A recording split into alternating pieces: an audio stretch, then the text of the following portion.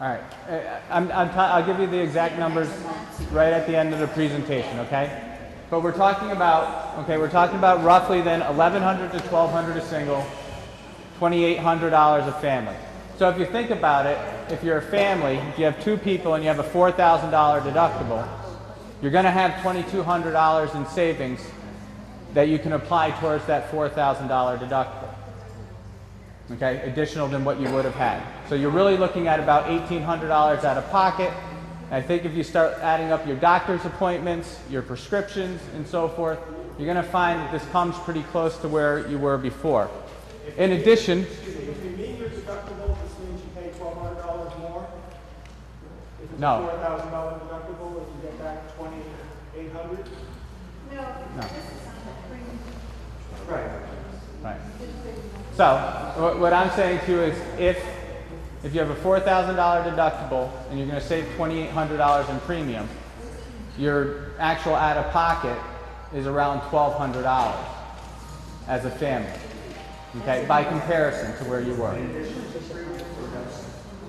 And in addition to the premium savings, yes, if you were to use the maximum $4,000. Okay. So most of you pay. Are you talking about Monroe paying 50% between 60 and 65? Yes. When you're retired. People who are 65 and do not qualify for benefits. How much are you paying of your? $444. No. What percentage? I pay 100% of my insurance price. Well, then the deal's even much greater. Okay. Your savings is much more significant. Okay. Let's get into HSAs, and then we'll straighten up the numbers portion, okay? Okay. So what is an HSA? An HSA is a health savings account, and it's a tax advantaged account. Everything you put in to the HSA is tax deductible. When you use the money that you put into the HSA for medical expenses, it's non-taxable. All the growth within the HSA is non-taxable. Okay? So if we're talking about, again, this savings that we're talking about, and you were to put it into an HSA, all that gets declared as a non-taxable income. So if you're receiving an income and you put money in here, you get to reduce your taxable income by what you put into the HSA to pay for your medical expenses. Okay, so contributions are tax-free. Distributions for qualified medical expenses are tax-free. Your interest and investment is tax-free. And also, when you retire at age 65, anything you have left within the HSA can be kept to use for medical expenses and medical premiums, but also can be taken as income just paying standard income tax. Okay, is that clear? Not used to this being everywhere. Okay, so who's eligible for an HSA? You must be enrolled in a qualified high deductible health plan, which you will all be. You cannot be covered by any other health insurance. Okay, so any other medical health insurance plan, medical and pharmacy health insurance plan. Assuming this is your only health insurance plan, everybody here is fine. You cannot be part of a FSA or an HRA, which should not be a problem for anybody in this room. And you cannot be covered by Medicare A or B. Also, you cannot be on VA medical benefits, and if you are, I need to meet with you at the end of the day as well. If you do have other medical coverage, like I said, you can't have a major medical, major pharmacy plan. The other medical coverage you could have, in case you were wondering, were accident insurance, disability insurance, dental and vision care. So you're still going to have the same dental plan with Medicare that you have now. You'll still have the option to participate in that. You can have long-term care insurance. You can have a discount drug card, which again I doubt would be the case in this room because everybody's getting their prescriptions through CIGNA. Wellness and disease management, or some type of specific cancer policy or something like that you can have as well. There's probably no one in this room with these policies, except for maybe an accident policy and the dental policy, maybe a long-term care policy. Okay.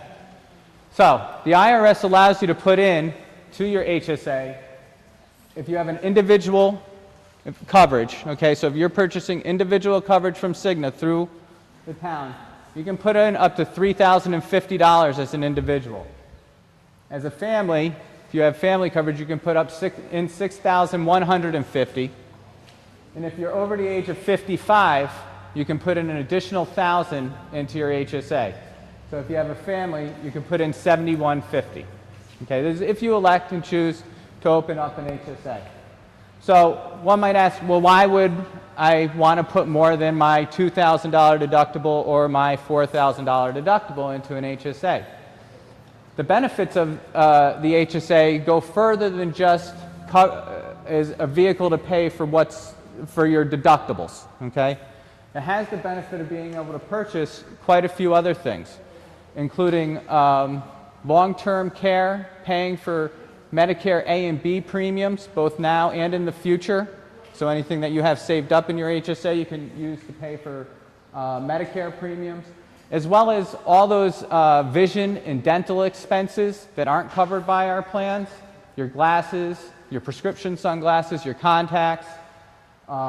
With your dental plan, any co-pays, deductibles you might have, or co-insurances, balance billing from the doctors, those can all be paid now basically pre-tax. So there's a considerable tax savings by putting in a little additional over the deductible so that you can pay basically 30% less than anybody else, because you're going to pay with money that hasn't been taxed or that you're going to get to declare as non-taxable at the end of the year. Okay. Something important to explain here. When you go in on 7/1 of this year, you have the ability to put in the entire year's worth of contributions, even though you're in there for a half year. Okay? So if you really got some money you want to put away, you can get the full maximum in there, even though it's a half year. However, the government says if you do that, you have to stay in at least the entire next year as well. Okay? Everybody clear on that? All right.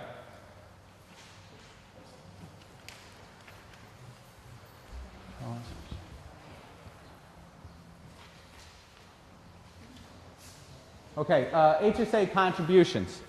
Once you elect a bank, and we provided you the Newtown Savings Bank documents, that is where the active employees will have their HSA account. You're going to have the option of going anywhere you want. This is really your high deductible health plan, and I'm just here to notify you today that when you have a high deductible health plan, you have this unique account you can use, and you can use any bank you want that offers a high deductible health plan. You can check into better interest rates, better monthly service fees. You can check into it as much as you want. Use your same bank you've been with for 40 years, as long as they offer HSAs, or you can go down to Newtown Savings Bank right down the road. When you do that, you can make contributions in any way you wish, as long as it's acceptable to the bank. And what I mean by that is you want to bring a check in monthly, bring in a check in monthly. You want to put in all your money right up front, put in all your money right up front. Also, HSA contributions can be made to your account by a family member.